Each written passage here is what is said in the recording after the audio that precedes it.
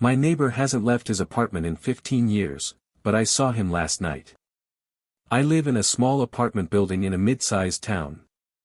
Nothing fancy, just a rundown block with thin walls, buzzing lights in the hallway, and an elevator that works maybe half the time. Most of my neighbors keep to themselves. But there's one apartment, Unit 3B, that everyone whispers about. Old Mr. Harlan. They say he hasn't left his apartment in 15 years. Rent gets paid automatically, groceries delivered once a week and left outside his door. No one sees him, no one hears him. Some of the new tenants think he's dead, but the older ones shake their heads and say, no, he's in there. Always in there. The landlord claims he hears movement inside whenever he does inspections. But last night, I saw him. The first sighting. It was 2 a.m., and I couldn't sleep.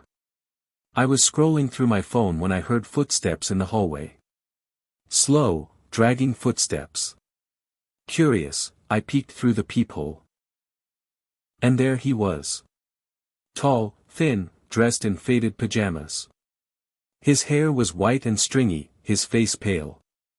He shuffled past my door without looking up. I froze. Because the grocery delivery had been left outside his apartment 2 days ago. Bags still sitting there, untouched. Yet he was walking. The knock. I didn't tell anyone at first. Figured maybe I was overtired, maybe I imagined it. But tonight, around the same time, I heard a knock at my door. Not a normal knock. Slow. Heavy. Knock. 5 seconds of silence. Knock. When I checked the peephole, my stomach dropped. It was him. Mr. Harlan. Standing outside my door. His head tilted slightly, his face too close to the wood, as if he knew I was watching. His lips moved, but no sound came out. Then, slowly, he raised a hand and pressed it flat against my door. I stumbled back, heart hammering. After a few seconds, the knocking stopped. When I looked again, the hallway was empty. But in the morning, when I left for work, there was a handprint on my door. Dark, wet, and too large to belong to him. The neighbors. I asked around. Mrs. Collins in 2A swore she's been hearing someone walk the hallways at night. The guy in 4C said he heard his name whispered outside his door last week, but when he opened it, no one was there. Everyone knows the legend of 3B, but no one has actually seen Mr. Harlan in over a decade. I told them I had. Their faces went pale. Then it's starting again, Mrs. Collins whispered. Just like before. When I asked her what she meant, she refused to explain. The last thing. It's 1:57 a.m. right now. I can already hear the dragging footsteps in the hall. But they're not just outside 3B anymore. They're stopping at each door. One by one. Getting closer. I can hear him now. Right outside. And this time, he's whispering my name. The man in 3B knows my name. I didn't sleep after that last knock. How could I? The sound of my name being whispered from the hallway still hasn't left my ears. I told myself it was a dream, a hallucination brought on by too much caffeine and too little sleep. But when the sun came up and I opened my front door, the truth was staring me in the face. Another handprint. Bigger than the one before. Pressed so hard into the wood that the shape of the fingers looked burned into it. Asking the landlord. I went straight to the landlord's office that morning. He's an older guy, grumpy, barely tolerant of anyone, but I cornered him in the lobby. Tell me about 3B, I demanded. At first, he tried to brush me off. Said it was none of my business, that Mr. Harlan paid on time and didn't cause trouble. But when I told him I'd seen Harlan walking the hallways, he went pale. You saw him? He asked quietly. I nodded. The landlord shook his head. That's not possible. He's been gone for years. Gone. I pressed. You mean dead? His eyes flicked toward the hallway. I mean gone. That's all you need to know. He refused to say more. The delivery boy.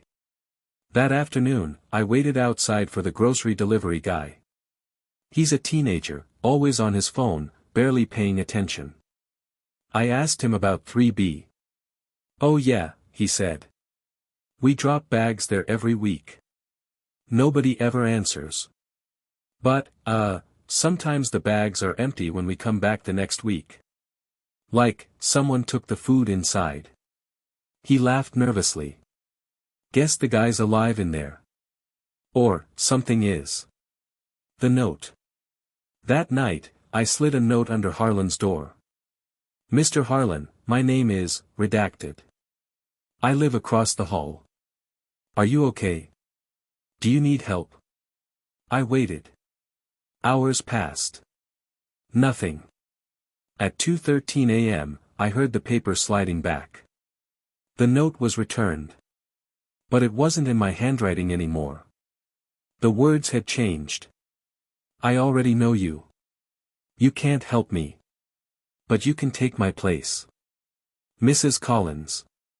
The next morning, I went to see Mrs. Collins in 2A. She's lived here the longest, over 40 years. When I knocked, she opened the door just a crack. You asked me yesterday what I meant, she whispered. About it starting again. She glanced nervously down the hallway, then let me in. Her apartment smelled like mothballs and old carpet. She sat me down and poured tea with trembling hands. This happened once before, she said. Back in '92. A man lived in 3B then too. Different man, different name. Same story. He never left, never aged. People started seeing him at night, walking the halls. Knocking on doors. Calling names. What happened to him? I asked. Mrs. Collins stared at me with watery eyes. One morning, the apartment was empty. No furniture, no belongings. Just a smell. Like rotting meat. The landlord swore he saw the man again, months later. But he wasn't the same. Her hands shook so badly she spilled tea on the table. When Harlan moved in, we thought it was over. We were wrong. The knock returns. That night, I barely breathed. I sat in my living room with every light on, clutching my phone. At exactly 2 a.m., it started again. Knock. 5 seconds of silence. Knock. I didn't check the peephole this time. I couldn't. But I heard the voice. Whispering my name. Only this time, it didn't sound like Harlan. It sounded like me. Breaking in. I couldn't take it anymore. Yesterday, when I knew the landlord would be out, I borrowed a screwdriver and broke into 3B. The door creaked open, and a wave of stench hit me. Rot, mold, something sour and metallic. The apartment was dark. No lights, no furniture. Just peeling wallpaper and bare floors covered in dust thick enough to choke on. But in the living room, there was a chair. And on the chair sat a man. Tall, thin, white hair hanging in his face. His skin was gray, stretched too tight. He lifted his head when I stepped inside. His eyes were cloudy, milky white. Finally, he rasped. I froze. Mr. Harlan. His mouth split into a grin far too wide for his face. Not anymore, he whispered. And then I heard footsteps behind me. I spun around, but the hallway was empty. When I turned back, the chair was empty too. The reflection. I bolted out of there and slammed the door shut. My heart was pounding so loud I couldn't hear anything else. I didn't stop until I was inside my own apartment. I went straight to the bathroom, splashed water on my face, tried to calm down. But when I looked in the mirror, my reflection didn't move. It just stared back at me. And then, slowly, it smiled. What now? I don't know what's happening. I don't know if I saw the real Harlan, or if I saw something else wearing his skin. All I know is that the knocking hasn't stopped. It's earlier now, midnight, then 1 o'clock, then 2 o'clock. Every night, closer. Louder. And tonight, I'm not hearing just one voice. I'm hearing dozens. All whispering the same thing. It's your turn. I didn't sleep that night. Every creak of the floorboards above me, every groan of the old pipes, every gust of wind against the windows felt amplified, deliberate, like the house was aware of me, reacting to my presence. I couldn't get the girl's face out of my head. Pale, with eyes that were too wide, like they had seen something no one should ever see. And that voice whispering my name. By morning, my nerves were frayed. I made coffee just to keep my hands busy, but even the hiss of the kettle sounded unnatural, like someone whispering under the steam. I needed answers. So I did something stupid, I went back to the basement. The smell hit me first, damp, metallic, but sharper than yesterday, like rotting wood mixed with copper. The air was colder, though I hadn't opened any windows. The mirror was still there. Shrouded, but the sheet looked different. Dark stains had bled through, like the fabric itself was decaying. I told myself not to touch it, but I had to know. My hands shook as I pulled the sheet away. The surface wasn't smooth anymore. The glass rippled, like a pond disturbed by unseen hands. My reflection was warped, stretched, its mouth slightly open when mine was closed. And then it blinked. I stumbled backward, nearly tripping over the stairs. My reflection hadn't copied me, it moved on its own. Its lips twisted into something between a grin and a snarl. "Stay," it mouthed. My chest tightened. I bolted upstairs, slammed the basement door shut, and shoved a chair under the handle. But that wasn't the end. All day, I heard faint scratching from below. At first I thought it was mice, but the rhythm was too deliberate. Scratch, pause. Scratch, pause. Like someone trying to claw their way out. When night came, I was too afraid to sleep. I sat in the living room, lights on, trying to drown the silence with the TV. At around 2 a.m., the screen flickered. Static replaced the movie. I tapped the side, thinking it was an old wiring issue. This house had plenty. But then the static shifted. Shapes emerged. A basement. My basement. And in the grainy image, the mirror. The sheet was gone, though I'd covered it again earlier. In front of it, a figure, pale, hunched, its head twitching in short, violent jerks. It looked like the girl. Her hands clawed at the glass, but instead of her reflection, the screen showed me. Sitting on the couch, staring into the TV, wide-eyed. And then, slowly, the figure turned around. Not in the basement. On the screen. She faced me directly, head cocked unnaturally, and her mouth opened wider than should have been possible. The static cut to black. I yanked the plug from the wall, heart pounding so hard I thought I might pass out. The house went silent. Too silent. I realized, with horror, that the scratching from the basement had stopped. Which meant, whatever was making that sound, wasn't down there anymore. I thought barricading the basement would make me feel safe. It didn't. The chair wedged under the door handle looked pitiful compared to whatever I'd just seen crawl across the static of my TV. The silence was heavier now, like the air itself was thick, pressing into my chest, forcing my breaths to come shallow and shaky. It was the first time since I'd moved into the house that I didn't feel alone, but not in a way that offered comfort. I barely slept that night. Every time I closed my eyes, I saw that pale figure bending toward me through the static, her mouth stretching into something inhuman. When morning finally came, I was exhausted but determined. I needed answers about this house, about the mirror, about her. Digging into the past. I started with the neighbors. The house on the right belonged to an older woman named Mrs. Henley.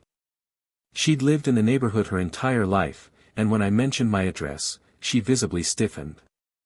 "You bought the old Harper place?" she asked, her lips pressing into a thin line. "Yeah.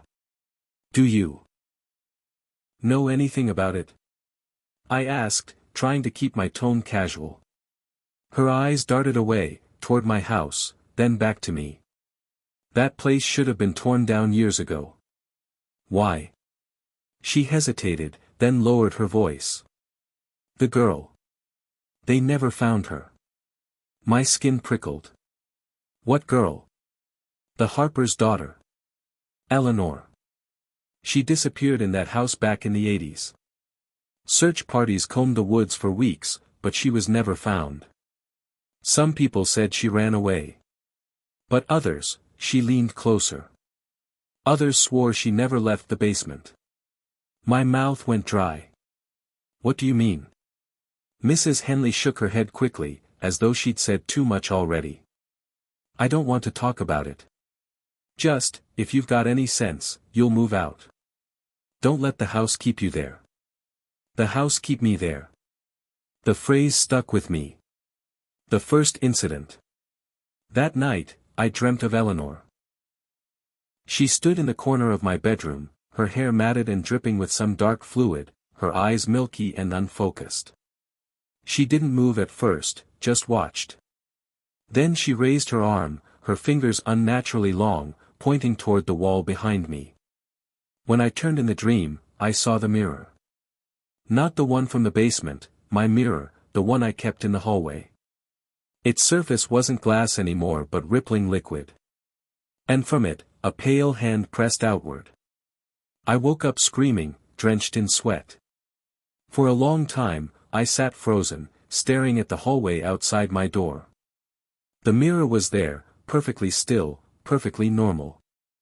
But I swear I saw a faint handprint fogged into its surface, as though someone had just pressed against it from the other side. The house watches. Over the next few days, things escalated. Shadows moved where they shouldn't. I'd catch a glimpse of myself in reflective surfaces, windows, glass, the microwave door. And my reflection would lag a half-second behind, eyes fixed on me when mine had already shifted. I tried covering the mirrors, but no matter what I did, I'd find them uncovered again.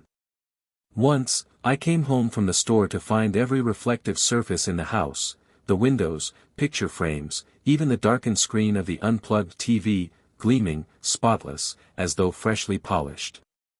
And every one of them showed me not as I was, but slightly distorted. Taller. Thinner.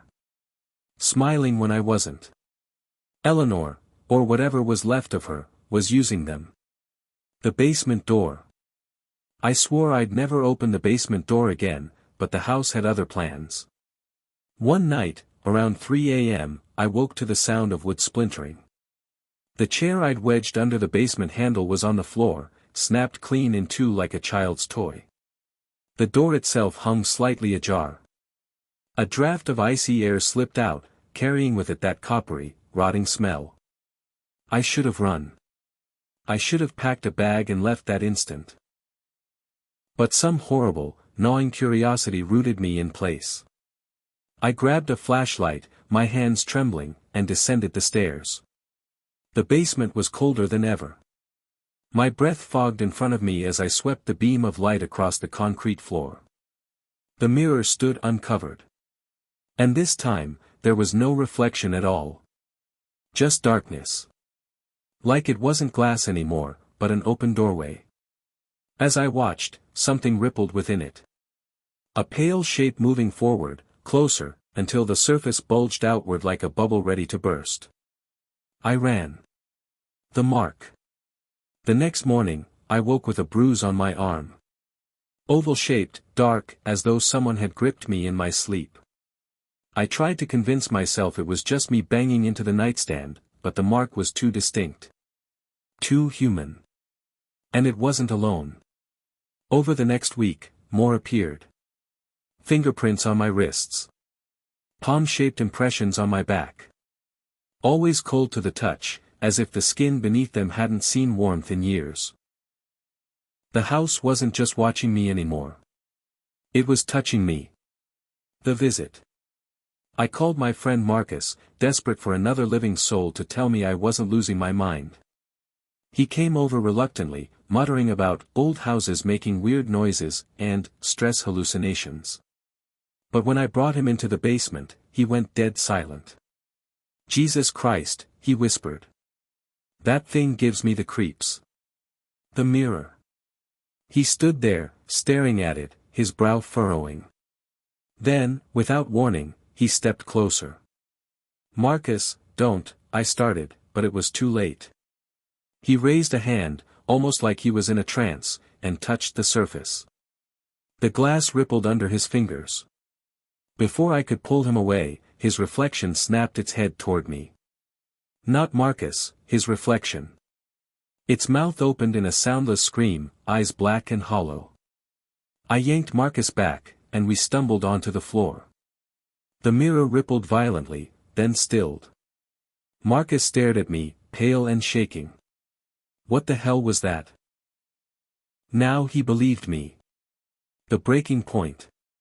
That night, Marcus insisted we cover the mirror again, but when we returned with blankets and duct tape, the mirror was gone. Not shattered. Not stolen.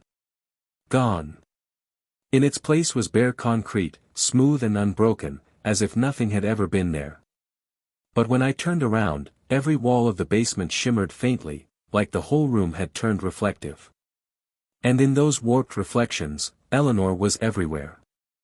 Standing behind me. Above me on the ceiling. Crouched in the far corner with her head twisted backward. I bolted upstairs, dragging Marcus with me. We didn't sleep. We couldn't. Because all through the night, we heard soft, deliberate footsteps pacing the hallway outside my bedroom door. The realization. By morning, Marcus was gone. Not just gone from the house, gone, period. His car still in the driveway, his phone on the coffee table. No note. No sound of him leaving. The only trace was a damp handprint smeared across the hallway mirror, fingers splayed wide, dragging downward. I finally understood. The house wasn't haunted. The house was the mirror. Every reflection, every surface, it was all one connected thing. A doorway, a trap, a living, hungry entity. And it wanted me next.